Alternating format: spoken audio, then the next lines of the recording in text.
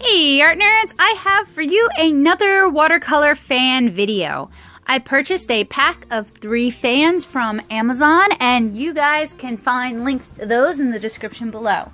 So today I am going to paint quince blossoms on this paper fan and I am sketching on it with a pink color Eno pencil.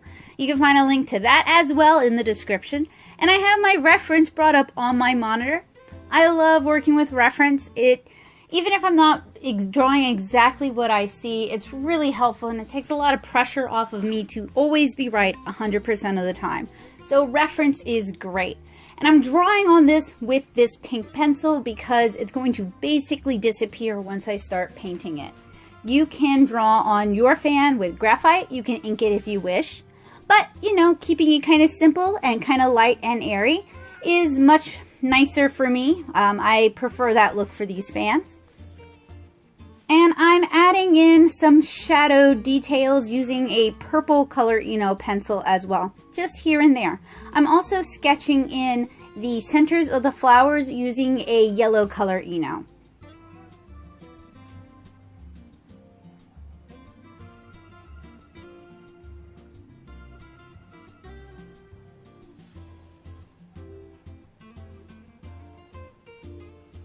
When I draw flowers, what I will usually do is I'll usually start with a circle to kind of serve as a placeholder. Then once I have my basic design down, I begin refining my flowers, starting first with the petals and then moving in towards the centers. And quince blossoms have a variety of different petal numbers and petal configurations. I am drawing 5 petaled quince blossoms for this.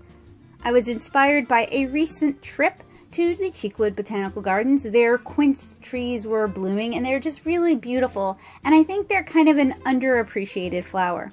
These fans were painted for the Nashville Cherry Blossom Festival, and if you're interested in purchasing one, please feel free to get in touch. I can either do a custom fan for you or I can sell you one of the ones I already have in stock. Alright, once I finish sketching my pan, I grab my materials. For this fan, I am using my 40-piece Komorebi watercolor set. I have a full review of that set here, and I'm applying a wash of ultramarine to the background.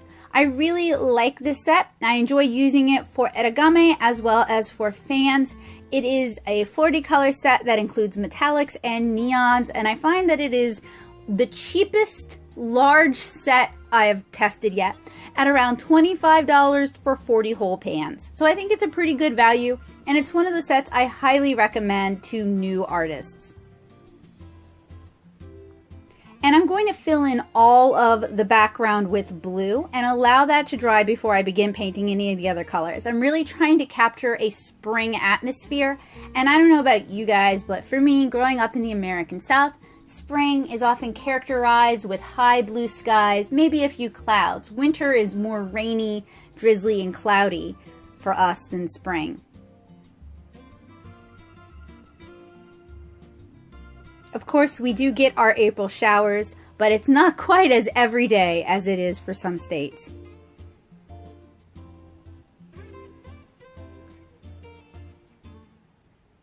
Once my first layer has absorbed into the paper, I start adding another layer. This is so that I can get kind of a gradiated wash.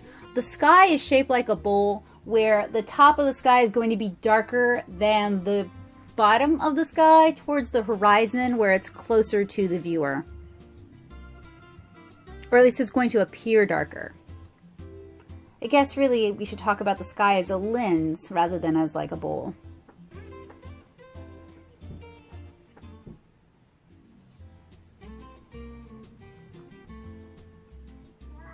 And just adding a little bit of additional blue here and there just so that it feels like the flowers are physically in the environment.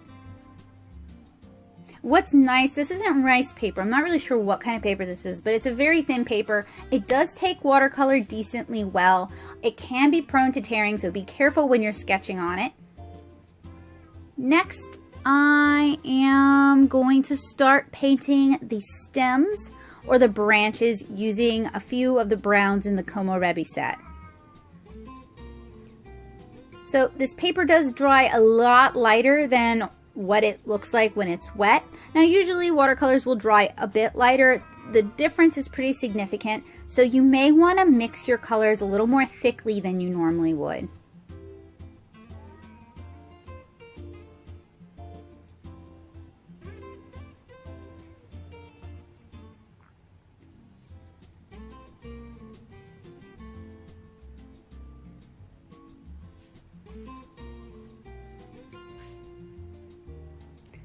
Then I use the Payne's Gray to start adding in some of the darker shadows. And I'm doing this while the paint is still wet so that it will diffuse.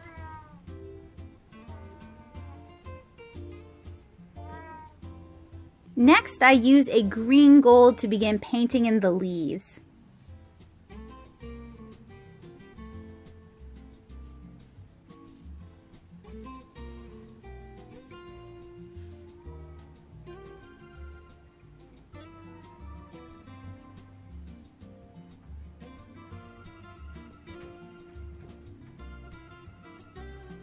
And I'm painting this with a synthetic quill.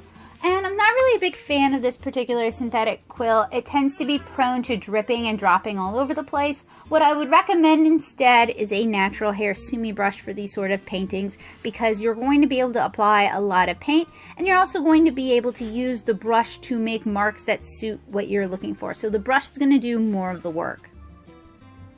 Now I'm using a darker green and filling in my quince petals with pink. I'm trying to leave lots of white so that we get kind of a shimmery, optically exciting quince blossom. Now quince blossoms can range anywhere from a very light pink that's tinged with darker pink to very dark pinks. So they can be very similar to cherry blossoms, or they can be very similar to plum blossoms.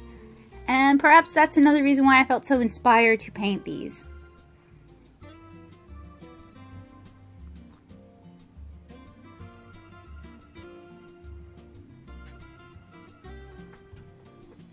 Now I'm using a bit of cool yellow to paint in the centers. And not all of my quince blossoms are dry. I'm hoping to get some diffused wet into wet with this paper.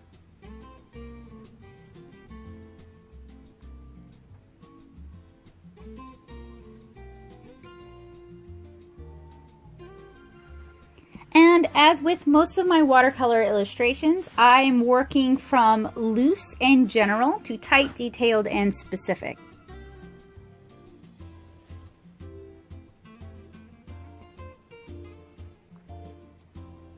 And adding a little bit of yellow to the leaves, just so that they seem to pop from the sky.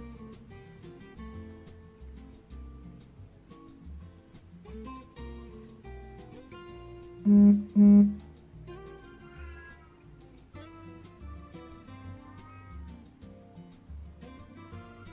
now I'm adding a darker layer, Payne's Gray mixed with some brown to the stems,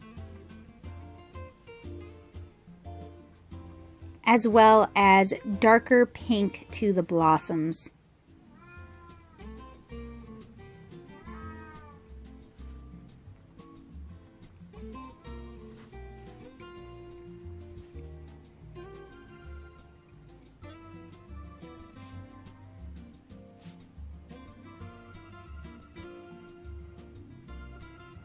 And blending that pink out just a little bit, since it's pretty intense in the areas that I added it. I'm trying to work carefully though, because the fan is pretty wet. I'm working fairly quickly. My goal with these fans is to get them finished anywhere between 30 minutes to an hour. So this is a fairly quick project. This has been sped up about 4 times. Now I'm going to use my Vibrant Fine Tech pearlescent colors. These are actually the new sets, and I have a review for the new colors that you guys can check out. And I like adding metallic details because when I make things like this, where we're using utilitarian or everyday items, I want them to be used. I don't want them to just be put up on display. I want people to enjoy them.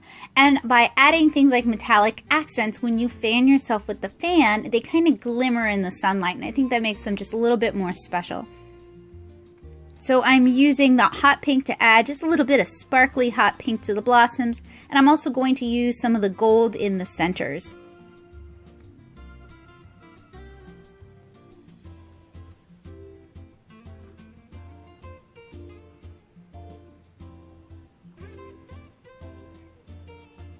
I've switched to a smaller, less drippy brush, although it is still a synthetic. This is a Creative Mark Mimic brush.